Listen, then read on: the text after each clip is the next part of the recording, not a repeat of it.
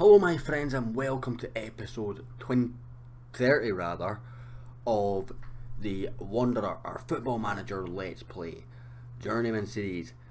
We're back with Montrose. It's our fourth episode with them getting all muddled up. Third episode with a game, which is why I'm getting muddled up. We've got a bit of transfer business to go through. We brought in Jack Leach on a free transfer. It's just going to be a sort of rotation ball winning midfielder. We need one badly, in all honesty. There's a couple of lads that can play there that are young that maybe aren't quite to his level. He's nowhere near the level we need for this level in honesty, but beggars can't be choosers. He's on 60 quid a week for a year. It's not exactly risk free, but it's not risk free. It's not going to cost us a lot of money. Brought in Carlo Monte from Iowa for £3,000.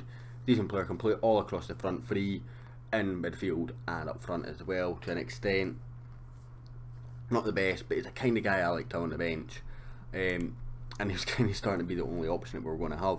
Brought in Ewan Spark, a player who I had a lot of fun memories from past FMs. Decent player, going to play it right back on a big wage, cost us an absolute whack of money, £6,000 as well. Some of that is paid over the next couple of years. We brought in Lewis May on a free, another just backup centre back in honesty with a bit of potential. 20 years old, £70 a week. But risk free, is very short at 5'8" for a centre back. Got training that jumping reach, trying to get that up a little bit.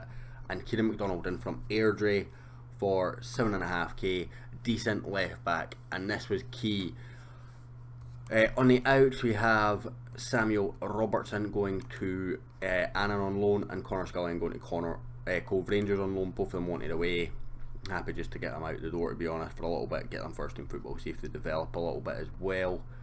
They do have potential, so hopefully with a bit of first team football they can develop into something a bit more for us. I did try and get a goalkeeper. That was the one thing that I've not been able to get.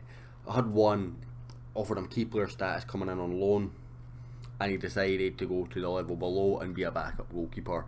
He wasn't a goalkeeper that was good enough for this level in honesty, which is maybe why he's done it. However, he was going to get the game time because we've got no other goalkeepers. Since last game we lost 1-0 to Inverness Cali, a penalty. It was a frustrating one. Willie Dyer just fouled the guy. It was needless. He had cover there and he put his foot in, conceded the penalty, and Bob's your uncle. We lose 1-0 and then we beat East 5-2-1. We had 10 men. We actually ended up playing with 9 men and 1-0 down and quite late on in the game, and then Rabin Omar and Danny Redmond both got on the score sheet within a couple of minutes of each other. Both ended up playing up front because they ended up with no strikers on the pitch because Critchley got injured after I made my last sub. Antanazi was sent off, which weakens us for this game as well. So we're just going to auto number. Not made a huge drastic changes. I'll keep meaning to do my set pieces. I've not done that yet. To the tactic. So this is what I'm sort of going with as my strongest team right now. We've got Aaron, Spark, Crichton, Dunbar, McDonald, Adams, Ritchie, Annan. Redmond would go into the left with Antanazi at Cam, and Monty on the bench with Critchley up top and Ferguson on the bench. The striker we've got on the bench is literally a guy that has just came in from the youth team because I had no other senior strikers, and in honesty he's got a bit of potential. I was trying to loan him out, nobody really wanted him. Tactic wise, we're on retain possession, play wider, drop deeper and get stuck in, trying to accommodate for the fact that we're getting hit with the long ball, and it was absolutely murdering us. So we're going to get on with this game. It's our first league game in charge of Montrose, and hopefully we can get something out of it, because in honesty I've got no idea what to expect from this season. We're heavy favourites for relegation. We've obviously came up with 2 back-to-back playoffs promotions. The team wasn't there when I came in. I don't know if players had left and I've missed it, sort of being at the wrong side of the dates to protect a little bit, but either way the team wasn't there. I've been able to get some boys in, but it's not a team that I'm all that confident with, particularly in the goalkeeping position. I'm extremely worried. The lad that's in as a young lad, he can maybe develop at a rapid rate and become good enough, but we need somebody now. Is another penalty that we've gave away, and Livi with the penalty. It's a patent to take. Keeper goes the right way, gets right into the corner, but unfortunately the penalty wasn't a great penalty, and Michael Payton scores his 3rd of the season from the spot for Livi. Bit frustrating. Let's go with a creative calm down. I actually got to modify a bit the tactic. Oh, don't tell me Ferguson's injured now. We will have absolutely no senior strikers if Ferguson's injured here for any period of time, because Kreitzel's out for a good few weeks, mid-September-ish, if I remember correctly. So we've been in a lot of trouble if Ross Ferguson is out for a couple of weeks. So we're going to make a change. We're going to just go with our team talk first. Unlucky boys, and we'll bring on Pat Stewart.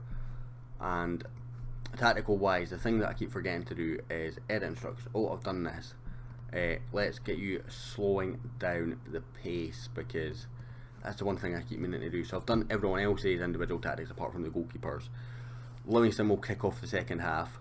They do still have Matthew Knox, although he wants to leave. I did try and stick in a cheeky little bid for him, unless he's left since I last checked, but it was only a couple of weeks ago because I was going to put a cheeky bid in. But his wage demands were going to be too high. He wants to leave, not because he's not good enough, but because he has, fallen out with the manager and wants away from Livingston for that reason. That's a horrific attempt of a challenge from whoever that was. Dunbar heads away, Burn rather. Oh, somebody not paying attention in the midfield. I think that was Jamie Adams. Do need a couple more midfielders, but the options just again aren't there. I'm scouting as hard as I can as Michael Payton hits the post for Livingston. We're just not getting out our half here. We need to do something. So let's go with a concentrate. Let's change tactics. So what I want to do is opposition instructions. Again, this is something I need to set up. Always harder tackling on the injured lads, and harder tackling on Declan Glass as well. See if we can just get a little bit of change going on. We're going to bring on Blair Yule for Richie, and that's the only change I'm going to make right now. I would ideally make another change in that midfield, but I kind of want to be able to give it another 10-15 minutes, just to make sure we don't have any injuries and end up having to make an emergency change that we don't have anymore. Burn into Thompson, whipped across away from King. Burn wins it again, and Glass, Ewan Spark intercepts and gets it back to Evans, the young goalkeeper. He's going to launch forward. Stewart, the young striker, picks up, and he's going to find Monte, Carlo Monte. God awful cross from Monte. It comes to Yule. McDonald. Back to Blair Yule, but his pass just straight out of black shirt, unfortunately, and Payton breaks. Burn, oh, he's not paying attention, but he's managed to get there before any Montrose players respond to it. That's not good enough. Glass into Hamilton, and it's into King. This is a goal, surely. It is in the back of the net from Cameron King. It's 2-0. Oh, this is going to be a long season, boys.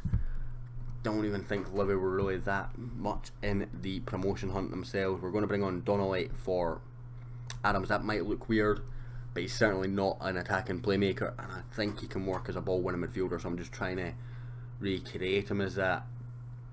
You know, we're not bottom of the league, that's the positives, and that's about the only positive I'm taking from this game right now. It's Inverness Kelly getting a doing from Falkirk, and Ayr getting a doing from Morton. So it's not an ideal performance by any stretch, but you know, penalties really put us on the back foot, but we never got out of our half in reality. Missing a couple of key players, had to make a sub that we didn't really want to make as Pat Stewart heads down. Carlo Monte, can he find Pat Stewart again? The youngster on his debut, Pat Stewart, comes off the bench on his debut. I'm not even sure how old he is, to be honest with you, but that's in the back of the net. Good play from Monte, and Pat Stewart finding the space, and it's worked out very well for us. McCausland, that's a poor clearance as Carlo Monte can pick up. Decent ball in, and it's off the bar in the dying embers of this game. We could have nicked a very undeserved point here. It's not quite going to be though. Ewan Spark throws in. Redmond. McDonald. Played. Redmond just absolutely sleeping there. He's got no pace anymore, to be fair to him, but he needs to be more awake than that. Crichton picks up. Yule. Annan. Danny Redmond again. His cross is blocked. I'm not even convinced we're going to get to take this throw in. We will, but it's going to be blown as soon as it goes in, really, isn't it? Donnelly blocks, it nearly fell on the right path, but it's away, and at the Tony Macaroni Stadium, one of the best named stadiums in football, we go down 2-1 to Livingston. Carlo Monti getting man of the match, really putting in a performance there to say, I want this place. Just going to say I can't perform performances. The boys tried hard, maybe just not quite lacking the quality. We've got Queen South next, who've obviously came up with us. That'll be a big game, but I think they've honestly got the players to be better than us, if I am brutally honest. My brain tells me that's probably an ideal game to come back for, but what we're going to do is we're going to come back for this Iron Brew third round game on the 5th of September, because by then the transfer window will be shut, and I will be able to give you what is going to be our team for the season up until January at least. We know we need players. There's nothing about that. We need probably a midfielder, at least one good midfielder, and we need a goalkeeper, because right now, as you can see, this guy Ross Evans, I mean, he's okay, but he's nothing special. My staff rate him at well suited to League 2 football, so he's not even a leading or a good League 2 player, he's just well suited. That's 2 divisions below us. Does obviously have a lot of potential, but he's 18 years old and he's nowhere near where we need him to be. Ryan Booth got a bit of interest, so do you know what, if Aberdeen are interested in him, let's see if they're going to bite. I'm not going to transfer a list, and I'm going to target Aberdeen, say have interest in this guy. Absolutely no idea why they have any interest in him, but let's offer him out, see if we can get rid of him. It's £95 a week saved, and would take some money off back onto the transfer budget. Dynamics are okay, as you can see. Managerial support's really strong. Match cohesion's a bit down, and a couple of players unhappy. Blair Ewell, word at the potential sign of Jack Adamson. He doesn't need to worry about that, because Jack Adamson wants to leave, but basically we can't afford his wages. And Mark Finlayson unhappy because Ewan Sport's going to take his place. Pretty sure I signed him on a rotation contract, so he really shouldn't be complaining, in all honesty, and neither of them are great. If we have a look at the header shape, we've got Crichton and Redmond in the highly influential players, McDonald, Anand, Monty, Spark, Dyer, Ferguson, Adams, McGreever and Ewell in influential players. So most of our signings are being the core of the team. As you can see, a lot of them support me as well. So we'll be back for that cup game. I don't know who it's going to be. Hopefully it's a decent game. I will hopefully catch you then. If you're enjoying this episode, hit like, hit subscribe. I hope you're enjoying the series so far. I hope you're enjoying the move back to Scotland, and I'll hopefully catch you all next time.